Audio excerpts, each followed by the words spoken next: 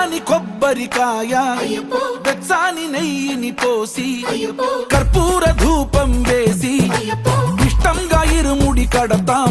నువ్వు ఎత్తుకుంటే చాలు ఎన్ని పూనకాలు కంఠమెత్తి పాడుకోగా కన్యస్వామి కదిలిరాగా ఇరుముడి కట్టు కట్టు కట్టు కట్టు కట్టు ఇరుముడి కట్టు ఎక్కు ఎక్కు ఎక్కు ఎక్కు సారి మల్ల ఎక్కు.